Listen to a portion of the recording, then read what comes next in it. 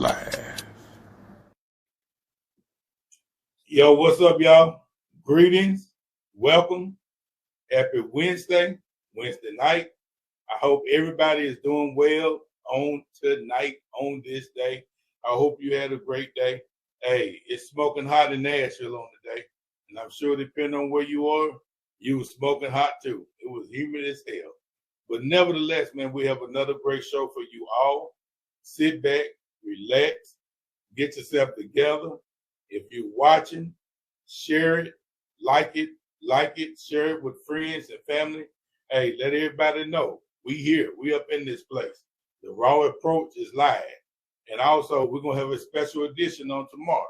All right? But I fill you in about that as well. But on tonight, we have a special guest, Miss Quatrece McKinney. I'm about to bring her on the stage, and I'm going to let her introduce herself and have her way in this house on today. Ain't that what they say in the church? Have your way in the house on today. That's what they say. That's what they say. Okay, have your way. Have your way in this place on today. Hey, why don't you go ahead and introduce yourself to the folks, and then we're going to take it from there. All right.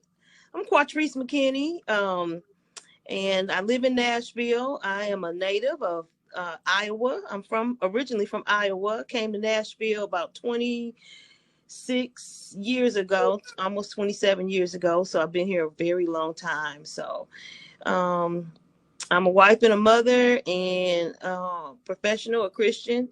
And hey, I'm just here to live life abundantly. That's what I try to do. Hey, that's what's up. I seen you backstage. You said that was your song, but that's I seen my song. Live your best life. Come on. Live your best life. Okay. Well, hold on. I'm gonna play it again so they can see how you were jamming backstage. Oh my God, that's my song right there. Hold on, let me see if I can find it right there. You can find it.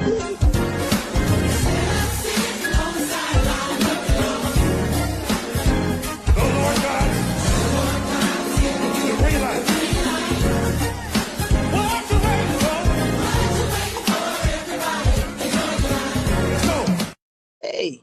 See, now you're trying to be a little bit modest, but before when you was backstage, your hands going, hair going everywhere, I thought you was shouting in the pulpit on the choir stand somewhere. Ain't no need of me really just really acting up. You know what I'm saying? But live your best life. Come on, live your best life. Okay. We got one life to live, so we might as well live it, like a boss. Okay. So ain't nothing wrong with that. And then most of the people that's our age, you pretty much got most of your years behind you now. Exactly. But you know what? Some of these can be our best days if we allow it to. You know. Totally agree. Totally agree. All right, but we're about to dive on into this thing, Miss Quatrece. You ready to roll? I'm ready to rock and roll with you. Come on. All right. Well, let's just go straight to the first one. One of the things that we talked about on yesterday was the value of community. You want to dive on into that one right there and not operating alone. I think that's a very interesting piece.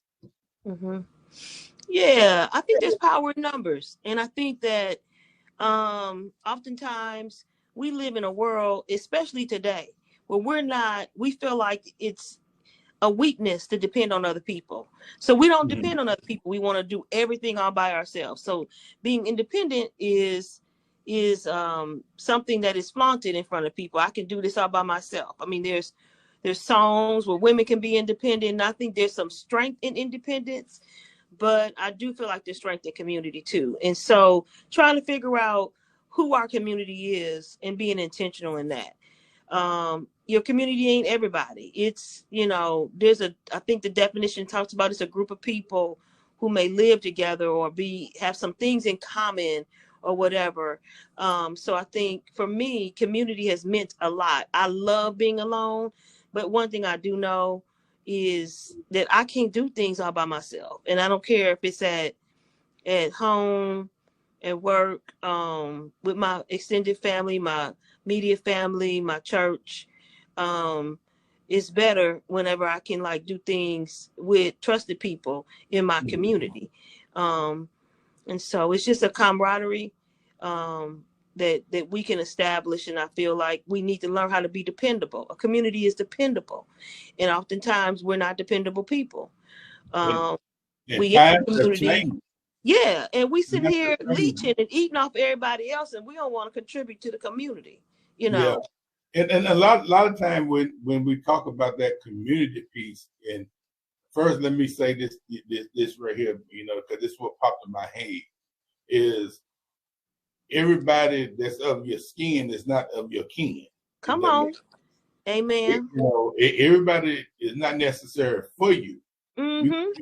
And as you move up and you go on that right path, you're gonna have more people against you. I But agree. you know, I think when a lot of time when we talk about that community, we talk about, if I'm not, you know, this is me, I could be wrong. We talk about the community that we grew up with, where family was everything, or should have been everything for you. I mean, it was like that extended that village. You know what I'm saying? Mm-hmm. And now I think with our society, and people can have their own opinion about this, and I don't really give a care about their opinion. But you know, what has gone on is, as our race has moved on, not only did we moved on, we moved away. Yes. And so we got away from that community. But the thing is, you still got some of us that still know how to have that community. We ain't got to be around each other 24/7. We can still have that community and still be at a distance, because you know, you got some of us that like to live in the country. I don't want to be in the country. That's not me. Yeah. But they don't mind driving or having get-togethers or whatever it is for that community to be what it is. So I think that's a very important piece there. You know, when you were talking, one of the things that come to mind for me, you know, as a child, I grew up in a small place. I just mentioned I was from Iowa. I know. I was about to. Yeah, and you know, we had a strong community. I mean, we were tight and we were strong. A lot of the black population in Iowa during that time. Asking me, I don't keep up with stats, but it ain't a whole lot of us there. But what I will tell you, the roots are out of Mississippi. So everybody that I grew up, roots were Mississippi roots. And so, like, when I moved to Nashville, y'all ain't country enough for me here. You ain't community enough for me here in Nashville. We grew up like we in Mississippi, but in Iowa. And the thing that came to my mind was my brother and I, me and my brothers are all stepping stones. We're all right behind each other. My brother underneath me is 10 months. I'm only 10 months older than him. Okay. We're the same age at some point in time, but we went to college together, and it took us a couple years before we were poor. And a lot of it was because of the kind of community we grew up in. We grew up thinking, and we did actually have everything we needed. We lived our best life with the little bit we had, and then we had the community around us who co-signed on who we were, and they raised us. My mother didn't have to do it all by herself. My grandparents didn't have to do it all by themselves. We had people who were looking out for us and teaching us. And so we always talk about what a wonderful upbringing we had. And so the example of community is deep for me. You know, I had a great example of it as a child. And so I think that, you know, when we can be there for one another, whether, you know, we're, to your point, kin or not, you know, then it really can make the difference in a child's life, but also an adult, you know, because at every stage of our life, we need somebody, you know. And what I like about that, and I think we shared a little bit about this yesterday, is that on last week, I had a sibling group of 4. Yeah. That you know, that came in and talk about their upbringing and everything, and how they was consensual about the upbringing that their parents brought them and all that type stuff.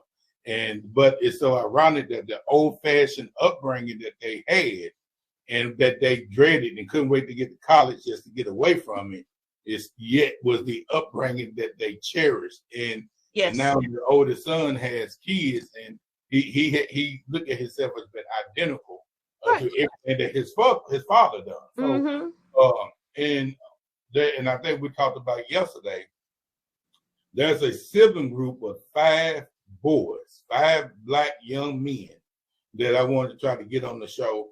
All went to college, all educated, all doing well for themselves. And none have gone to prison, none have been out in the streets just doing their thing. And to me, you're talking about 5 young men that was raised by their father. They had their mother involvement and all that type of stuff. But in this situation, which I found was kind of a little bit different, is in this situation, another constant, not just the father, but another constant was the father's family was a constant. And it was a great support for him. And as he was going through and raising kids and all that type stuff. So, I mean, that village never stops. Exactly. That village never stops. No matter what goes on, it's always needed.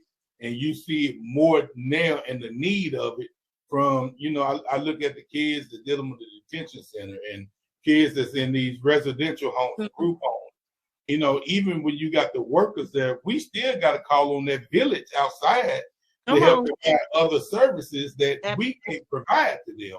Or like I just got a call yesterday. This lady has a not-for-profit organization working with kids and got them doing like catering and all this type stuff in the community, and they go and they get paid to go. They've been trained. They get paid to go to these fundraisers where they do the food stands. Okay. But, so she called me and she said, "Hey, I need you to think about something. I want you to come, and I just want you just to be there.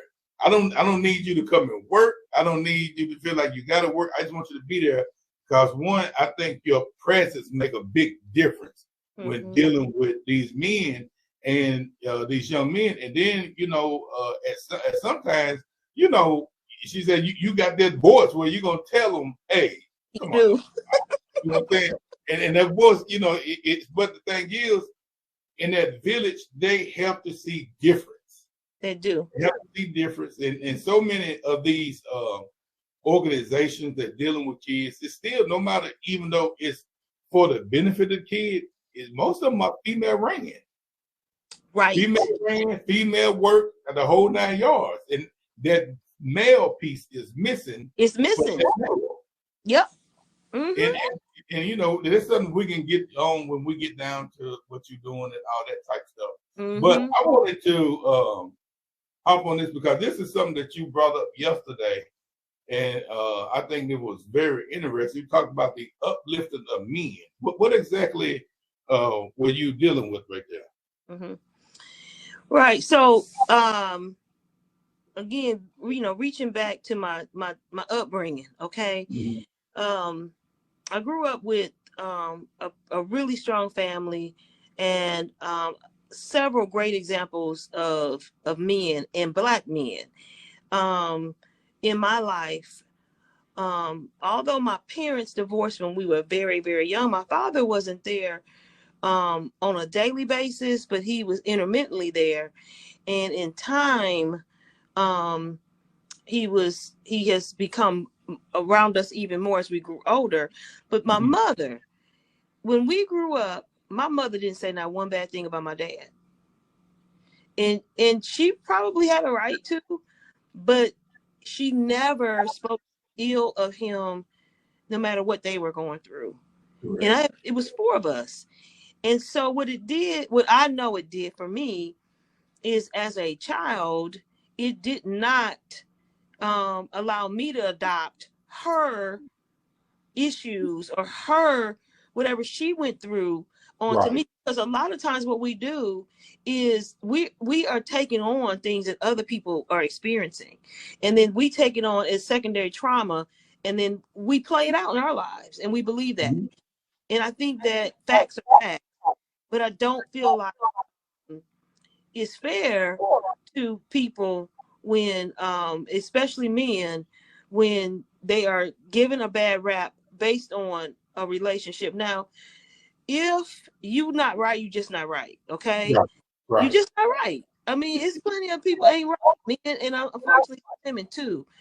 But I think women have a lot of power. We got a Y'all lot. got more power than you think. We have way more power than you think. And Women sometimes change cultures. change the whole country. I mean, you go back from, you identify a culture. I'm gonna show you where women had the power to make a change, or they made that change because men thought it was fashion. Now, people gonna say they don't agree, but I'm about to go back. And me and my uncle had this conversation. I remember my uncle is like 7 years older than I am, and we was talking about one day about how when we was growing up, they used to play basketball at Sylvia Park. It was a big old basketball court, and they'd be out there playing basketball, and man, the young women was everywhere. They was everywhere out there watching them. So, you know, us that 6, 7 years old, you know, we watching Uncle and them play ball, do their thing, and we sitting here like, man, when I turn 13, we're gonna be out here hooping and girls gonna be around. Man, them days was gone. Yeah. Because that was the beginning of the drug dealing stage. Oh, okay. Then you started seeing errors, because you can say what you want. When I say that women identify and help change cultures, we're gonna take it from that stage to dealing with the doughboys, accepting guys when their pants are sagging. Women allowed that. It was deemed cool. Even to the tight pants, the tight jeans, and all that. Come on now. Come on now. If women would stand up for certain things, and I'm just talking about this on that culture perspective. Yes. A lot of men do things for women's attention. True. Yep. You stop giving all that nonsense attention, then they're not gonna do that. They're not gonna continue to do that. But there's a role for both genders, okay? Okay. There's a role for both of us, but it's something about women that can really, you know, we had a cousin in Oakland, and it was so funny because she had found her somebody on the street. She cleaned that man up, and he turned out to be all right, you know. And you'll hear like how women can change somebody up. It's difficult to do that to a woman, for a man to do that for a woman, but a woman can many times do that. And so we set the atmosphere. We can change the whole spirit of somebody. And so I think when we have the opportunity and we're allowed to do it, we should, you know, you got to call a spade, okay? I'm cool with that. But if you have the opportunity to uplift men, I think we should, okay? And I know we want to talk later about my my job and stuff, but I believe in having strong men around and really tapping into their strengths, because every woman is not made equal. I can't make biscuits, okay? I try, but I can't. I just can't, okay? I can do a few other things, Dr. Woods, but I can't make a biscuit from scratch. So, well, don't invite me over to no dinner party, because if I'm gonna eat a biscuit, I gotta have a well, I'm gonna buy it from the store, okay? I don't want no frozen. I can't do frozen biscuit, canned biscuits, and I don't blame people, but my grandmama was a hellacious cook, right? And she would make everything was from scratch, and that is the things that I expect. You know what I'm saying? And I don't expect nobody to do it, so I learned to do it myself. You learn to do something, you make the biscuits, but that's okay. But anyway, all I'm saying is every man can't change oil. Every man don't know how to, you know, just do all the handyman things, and then we gonna put him down or something like that because he can't do certain things or whatever. But it's not everybody's skill set to do that. You know what I mean? To do different things. And so we put a lot of pressure on people because they can't, and we don't work on build on their strength. They don't work on the cans, the strength. Yeah, the strengths on the cans. Exactly. Yeah, the cans. About, yeah, so I think I think that's important to do that instead of, you know, talking down on people and stuff. And so I think we could really build them up. And so because All women are, that goes back to what you said, that what you did not want to adopt was if your mom was one that was talking negative about your dad, you yeah. didn't want to adopt that negative behavior. Mm. But parents got to understand that kids are like sponges. Yes. They soak up. They may not say anything. They soak it up. And then in the industry that we in, we understand that there are secondary traumas that goes on from that. And what I think is very important for a lot of people, and I've seen it with my own eyes, I've seen a lot of men from growing up until now, even dealing with fraternity brothers or guys from the church or whatever, I see a lot of guys that was probably a terrible boyfriend, husband, or a mate as a whole. But you cannot take that fatherhood from them because they was dynamic in that. Yeah. You know what I'm saying? So, instead of being pissed off because he wasn't a good mate to you, he'll celebrate that he's a good father to y'all children. Exactly. And that goes back to the build with the strength on the cans. On the cans. That's right. Yeah. That's a good one. That's a good one. Yeah. Yeah. And then if you throw all that goodness away, you don't get an opportunity. You know what I'm saying? To build somebody up. And so I just really feel that is important to me. And I tried to always pull from that when it came to, my own child. I have a son, and I have the brothers, my grandfather, all these people, all these men in my life. And then I saw the women, just really allowed them to be men. I knew my grandmother was in charge, but, my grandfather had his role, you know what I mean? And so she did not step on his toes. She let him be the man. And so we just have to, just work on it. You know what I mean? And then we hold people accountable. There's nothing wrong with that. Because if you're not right, you just right. So by no way and no means am I trying to overlook things that shouldn't be overlooked. Okay. But in order to get through the door to work on, we need to build people up. Okay. And then start working on the other things that need to be worked on. I'm with it.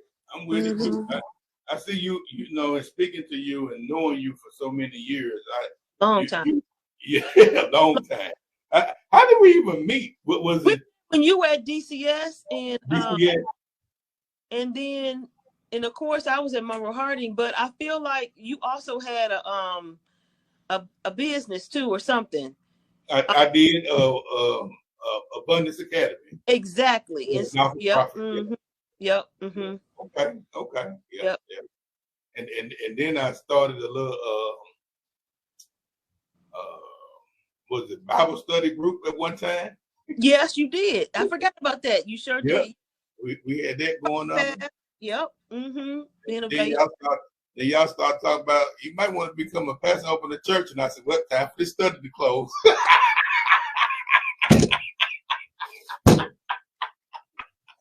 I said, "That was that on that." They taking it too far. Yeah, taking it too far. But let me ask you this, and because I see that you have a strong Christian value walk and everything, and then you always talk with passion. And because did I hear? Are you a choir leader or singing the choir? Okay, so you can bust a song for us today? No, won't do that. No. I just thought I'd try it. You can try anything. I would say I'll bust out in the song, but everybody probably hang up once I start singing.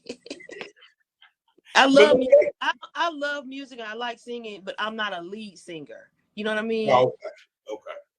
Yeah. I love music. I'm not a lead singer. I'm not a background singer. I'm not a way back singer. They tell me don't even open my mouth at church. Wow. Wow. Okay. But hey, I didn't get that gift though. I didn't get that gift. But let me ask you this. You stated, wear your faith on your face. Break that down for me. Break that down for the audience. Okay. So oftentimes, if we got any believers in the room, okay, we want to we everything is good while you're smiling when all is well, right? Until we hit a roadblock that we as a human being doesn't know how to overcome. Correct. So have this look on our face, a look of worry, concern. I don't know what to do. And I try not to. People, my friends would ask me when my daughter never went out when she was younger, when my son would be in the street. He'd be doing stuff. She said, how can you go to bed and he's not home? What am I going to do? What can I do? I'm going to be tired. If he called me, I need to at least have had some rest, right? If I need to get up at 2, 3 o'clock in the morning, I can't have been up all night long, worried when he's coming home, and now he need me because he didn't got in trouble or something like that. And so I always went to sleep. And so wearing your faith on your face is not allowing worry and strife to interfere with your demeanor.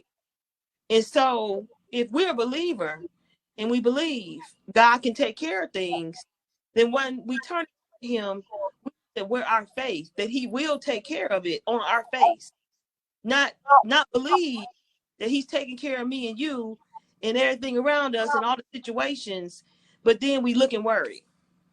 Well, I mean, that goes with the, it might be cliche to some, but it's just a real saying that I goes by. The saying is, if you're going to pray, don't worry. If you're going to worry, don't pray. Because in that sentence right there as a whole, you testing your own faith. And for me, I live by, anybody that knows me, my thing is, I control the things I can control. Yep. But the things I can't control, I'm not going to let that bother me. I'm not going to worry about something that I cannot fix, rectify, or anything like this. If it's out of my hand, I put it in, and that's my practice with my life is, if I can't do something about it, I'm going to put it in God's hand, and I'm going to let him have it, because I'm going to get me some sleep some way, somehow. And I love sleep. I don't sleep long. Yeah. I need my rest. You need your rest, and you need to let it go. And the stress from worrying is too much. Now, sometimes it's not automatic that we can wear our faith on our face. It's progress. It's progress. And so you may go through the situation, and then you have this epiphany. It's like, you know what? Let me stop worrying about this and wear my faith on my face. You know what I mean? So that I'm a witness, and then it'll make me feel a lot better if I'm not running around here worried about something I have, to your point, no control over. My personal motto is, small victories lead to greater success. That means you put things into practice. You're not successful overnight. No. You work through things through small steps. And then before you know it, you done conquered it. Yes. And then the thing say it takes 21 days to make a habit, 21 days to break a habit. Mm-hmm. And that's telling you it don't happen overnight. You got to take small steps. Mm-hmm. And before you know it, you look up and it's there. Yep. I'm gonna see if I can find this saying. And I thought that was kind of good. Let me see. Okay. But while that's going on, let me ask you about navigating self-doubt.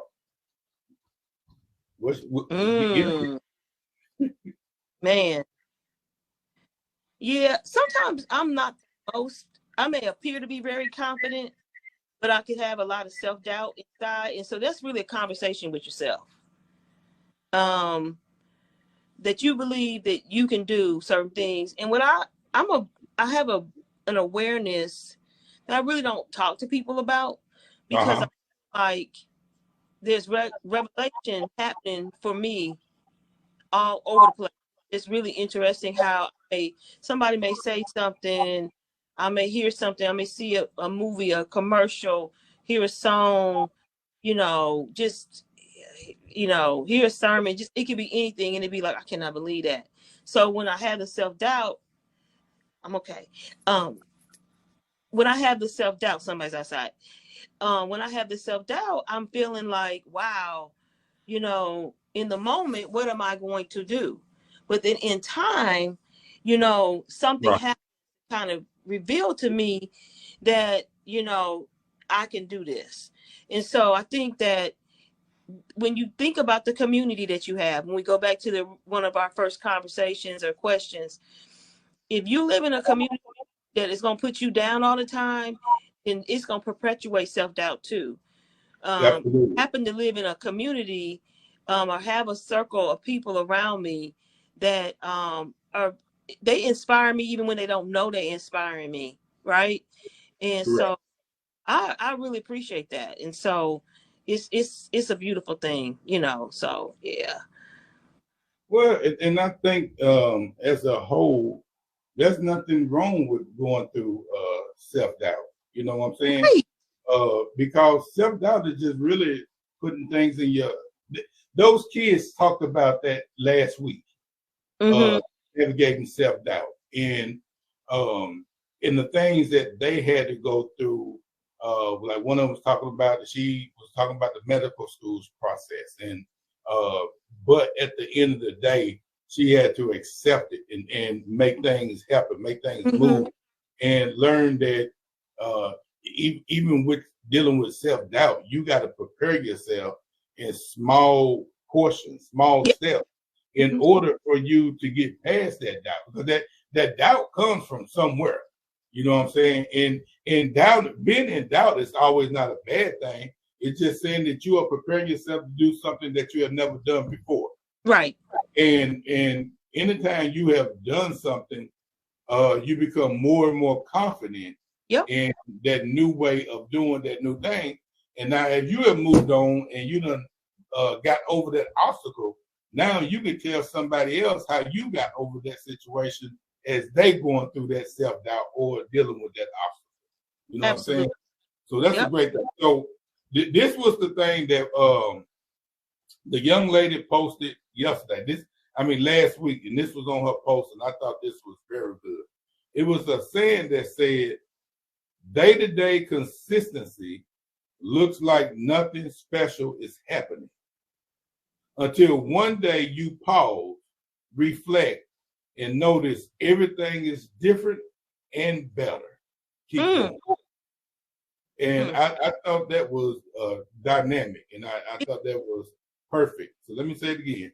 Day-to-day consistency looks like nothing special is happening until one day you pause, reflect, and notice everything is different and better. So keep going. And that's the thing, that no matter what we're dealing with, no matter what obstacles in our life, no matter what, you don't stop. You don't stop. It may seem like you're not going to get there. And like I said, I tell everybody with this doctoral journey I was on, hey, I had some friends that completed theirs in 3, 4, 5 years. Great. Mine was 14 years. Wow. You know what I'm saying? But the thing is, hey, as one of them kids said last week, hey, life be life. If you don't believe life be life, keep living. Life will show you something. And life gonna show you that you can only control what you can control. And life gonna bring you things that you can't control. And the things sometimes that you can't control might hit you harder than you ever imagined. But that's what life is. I agree. You know, some things you can control, some things you can't. Enjoy the processes and have a good time with the things that you can. Yes. The way when stuff like that happen and you get through it, you can use that opportunity to reflect on the past. That's right. That's right. Good. All right, now, how do you handle work-life balance? I like to ask everybody that one. How do you handle it? Yeah, I like to I work hard, and my family would say my job is everything, but I like to do a good job at work. But I think my number one go-to is go to bed. I go to sleep. I I don't wake up. I sleep. As I gotten older, I don't quite sleep 8 hours, but um, I have I never slept 8 hours a day in my life. I used to. I used to, and I'm mad that I can't. I would look at my watch before I went to bed to figure out what time it's gonna be 8 hours. Because if I don't get 8 hours, I'm gonna be mad. But now I don't really sleep as much. But I think resting is important to me. I like to I like to watch like TV that is like not dramatic. So I'll watch like stuff like Sanford and Son. Some that kind of have some humor to it, but ain't got nothing to do with nothing. And so, too much because in the world we live in and with the world we work in, we're dealing with stuff all the time. And I can't Right. go home and binge on the news or, watch all these action movies and stuff going on. It's just too much. And so I like to sleep. I like to watch things that gonna make me laugh. I like to listen to music. I like to walk. I like walking alone. I don't really like walking with people. Um, and those are some things I like to do with work-life balance. And so, just trying to sometimes even be intentional in taking a lunch break. I don't do it a lot. That is so important. That's one of the number Yeah. one things to help control your mental health. Yes. I mean, taking breaks, separation, just making sure, like, I like to travel, you know what I mean? Um, just, spend time with my family, just little stuff like that. Just try my best to separate sometimes. So back in the day, I never turned my work phone off. I turned it off. I don't know where it is right now.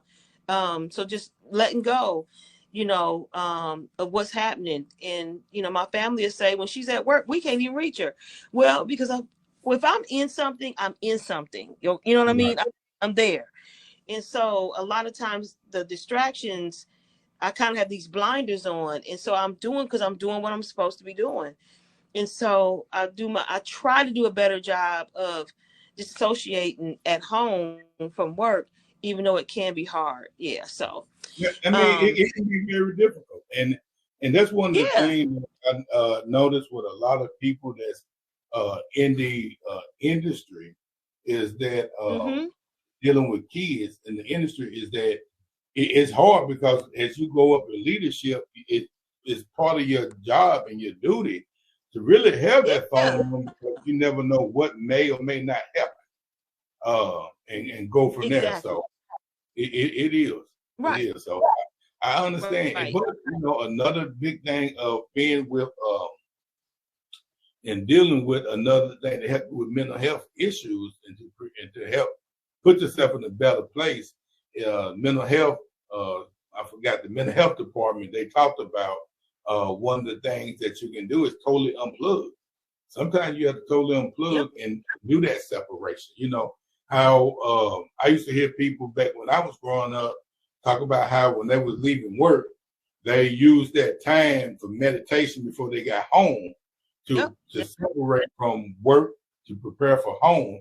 And then when it was time to go to work in the morning, they used that drive to separate home to get ready for work. And sometimes, I mean, it for depending on the job that you do, that can be a little difficult. But I think it's very important to find that the opportunity to debrief to prepare you for the environment that you're about to go into. Yep. I totally agree with that. I had two things. So that is so important. I used to with COVID, and when we didn't have the commute, that was a thing we didn't value as much as I value now. I don't want to drive to work every day, and I appreciate hybrid work life, but there is some value in sometimes the drive, and sometimes I didn't even play anything. I didn't even have it, just complete silence. You know, Mm-hmm. in between work and home or home and work. I think that was so important. But yeah, that's important. Yeah, I had another thing, but I can't remember what it was. Well, if you think about it, let me know. We can always go back. Okay. Mm.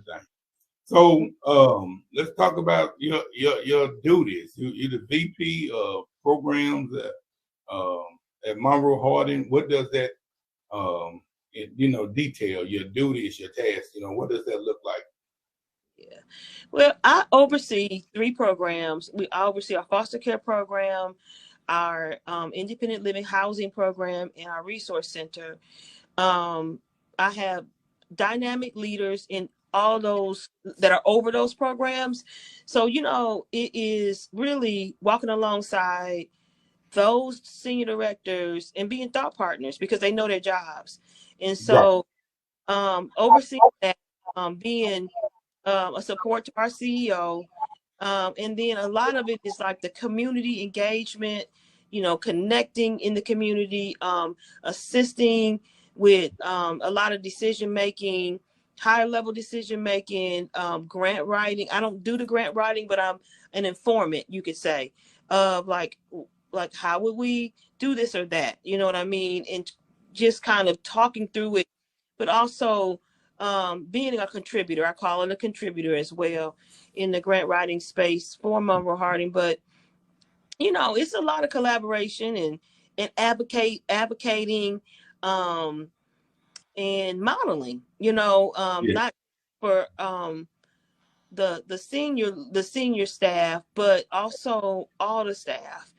So it's a very rewarding job because there's not there's separation from the client, but not so much that I can never have the interaction with clients. And I think sometimes that's a beautiful thing to have some time with clients, but you got to be careful because you can't let it get twisted on who in charge.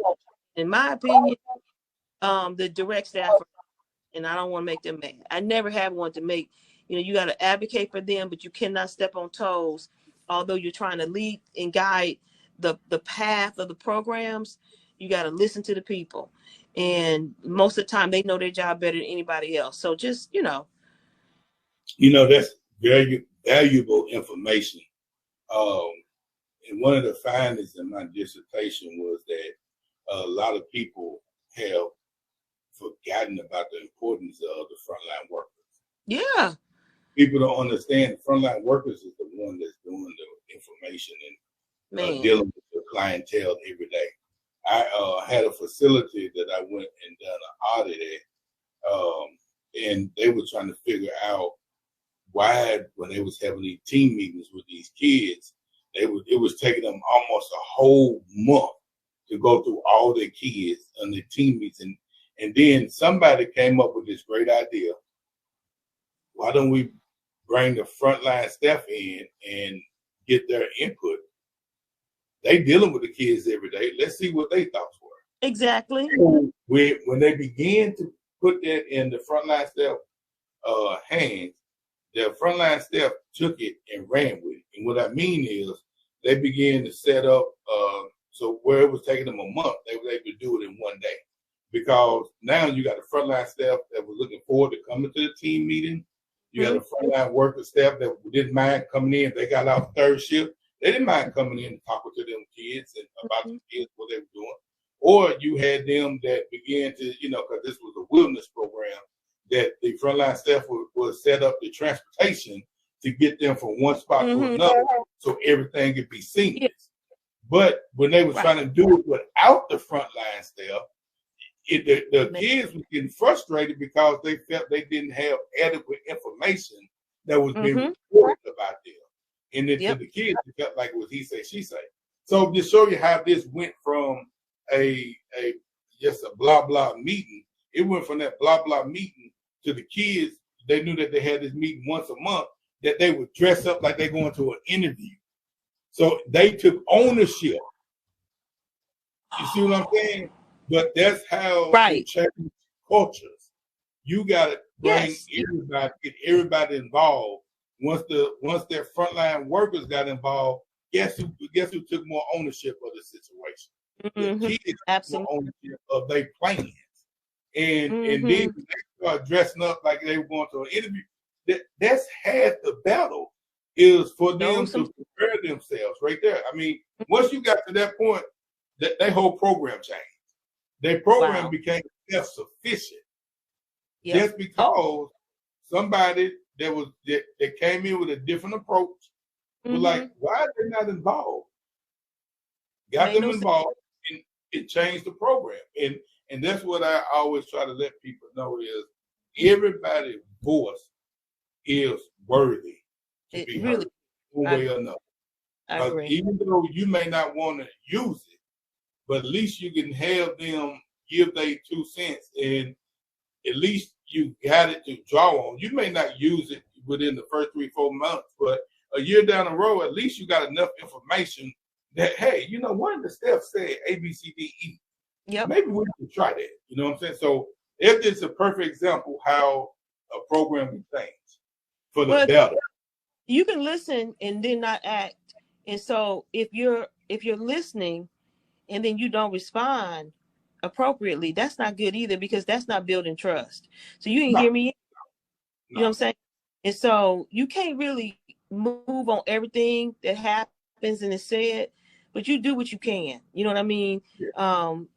Every request can't be honored, but you just should do what you can and value what you hear. And that's the best you can do, you know. So that's true. Well, let me ask you this, as we preparing to wrap up, and if you have any questions that you like to ask me, feel free. So I always like to ask my guests, if you got anything to ask me, you know, feel free. You ain't got to think too hard. You ain't got to think too hard right now.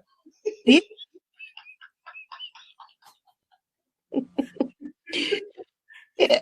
But you know what? I like about you, Dr. Woods, is that you remain the same. I mean, in talking to you, not really knowing all the things that you got going on, you've always been very personable and committed to the population of people like young and whoever your community is around you. Very innovative.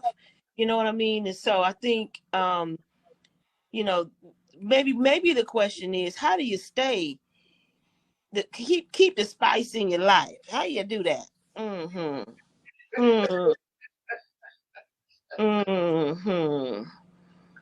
Uh-oh. Something is wrong with you. Something is wrong with you. Me. I just, first of all, I'm going to always be true to me. Yeah. That's number one. I'm going to always be true to me. Sometimes it might ruffle some people's feathers. Anybody that know me, know I don't care. Because if I can't be true to me, I can't be true to nobody else. That's number one. And I've been like that as a child. Okay. I'm going to bet on me. If I'm going to bet on anybody, I'm going to bet on me. And I just put myself in situations where if I'm trying to help someone to get to a certain level, I got to make sure I'm at that level or them past that level to help bring somebody up. And one of the things that I've always took personal is that, you know, sometimes when we was coming up, you looking like us as Black people, you might be the only one to get that opportunity to be in a certain position. And my thing is, if I get in that position, I want to knock that damn door down so damn hard, set such an example to the point that when I leave, because I believe in bringing people up behind me for my position. I don't never plan on being in a position for the rest of my life. So I believe in bringing people up, preparing them. Now, if they want it and they want to be prepared, now that's on them. But I'm going to prepare people to be a successor. Nice. And knocking that door down, I want to be able, when I leave a place, I want them to be like, now we need another Woods. We need another Woods. Damn that. We need another Woods. And what that means is we need another Black male. See, how come? And so that's where my funk come from, is always knowing that eyes is on me, always knowing that the opportunity for somebody else to be in this position, always knowing that I just have to be true to me so I can be true to anybody else. And my thing is, you know, people that know me, I'm not one that smile have the most friendliest face and all that type stuff. Actually, anybody know me got this running joke that, oh, he's happy. Mm-hmm. Oh, he's thinking. The facial expression don't change, and it really doesn't. But that's a natural look, though. Mm-hmm. But the thing is, at the end of the day, I want people to understand, just because my face say I'm not about that stuff, I don't bring no trash my way. Mm-hmm. Yeah, that's exactly what I mean. Don't bring no trash my way. But if you're a person that truly genuine and authentic, need help or need some advice, some guidance, hey, that's what I'm here for. I provide to help anyone, and anyone that knows me, been around me, like you have, it always makes me feel good to hear people say stuff like that, because I know that at the end of the day, I don't do things in a malice perspective. My thing is always uplifting, and so many times I deal with people that have poured into so many other people that people have never been poured into. Yes. And so when I get that opportunity, I like to pour into people that never been poured into. And a lot of times when we dealing with modern day women that's in key positions, CEO of positions and all that type stuff, or directors and all this, they are so doing everything that they got to do from the home, from the job place to everything. So by the time that they get home, they're a lot of times that people don't know how to be poured into. They don't know how to accept it. You know what I'm saying? But my thing is, even though they don't know how to accept it, I'm gonna still be genuine to them, and I'm gonna still pour into them, and because everybody needs that. Everybody needs somebody that can pour into them, because it's hard to pour into people when your cup is already empty. Absolutely. And a lot of times people don't know that their cup is already empty. So that's the perspective that keeps me going, is that I just want to help people. I just want to put people in a situation just to see a different perspective. And when people can see that different perspective and they get it, and then that's all the reward I need. So Mm-hmm. Got it. It makes sense. And you pouring into people. Mm-hmm. I try. You doing it. I appreciate that. I appreciate that. Anything else? Mm-hmm. That's it. That's it. Okay. Right now, I got your phone. Call you.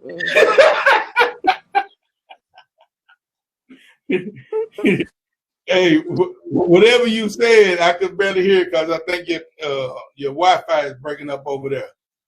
Is it? I said I got your phone number. That's right. Can you hear me? Yeah. My phone number ain't never changed. It's an open book. I always call.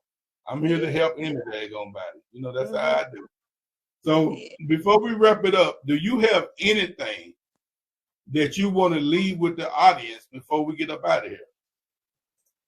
No, it's been a pleasure. And I think, something you're saying is being true to yourself. And so as we be true to ourselves, I think that we figure out ways that we can pour into the community, that we create a community, that we value the communities that we're in. And then we try to do what we can uplift each other, because all of us need that. I think walk with pride, stand tall. That's wearing your faith on your face. Okay. Understand where your help is coming from, and knowing that, if I've been through that and I got through it, I'm going to get through this and I'm going to get through it.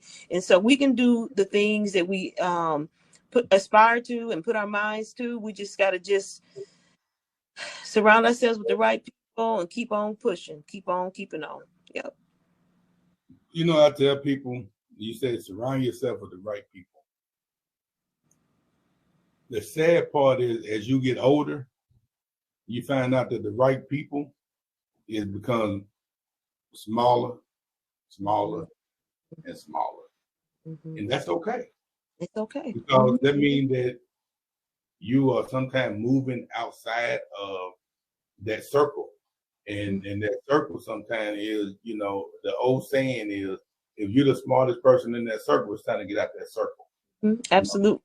If if you're the only one that's trying to move at different levels, get out that circle.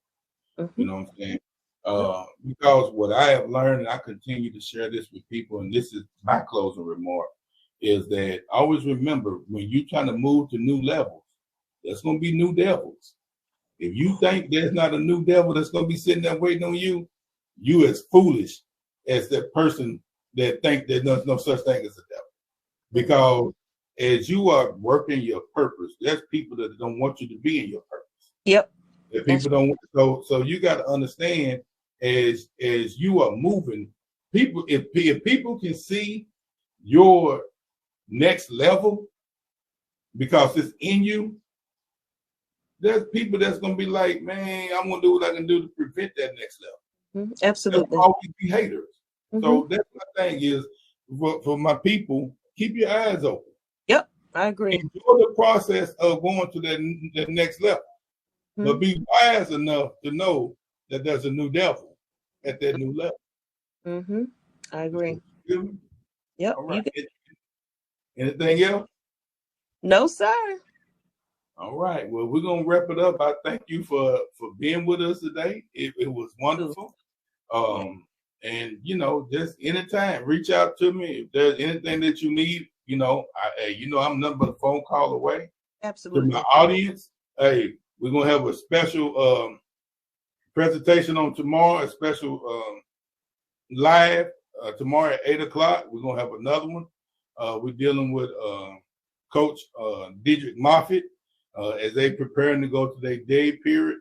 So tune in tomorrow, and we're gonna do it, and we're gonna represent to the fullest. Always remember, hey, like and share, spread the word that the raw approach is here. We are here. But always remember, my motto is small victories lead to greater success. I am Dr. Woods, and you have just been hit by the raw approach.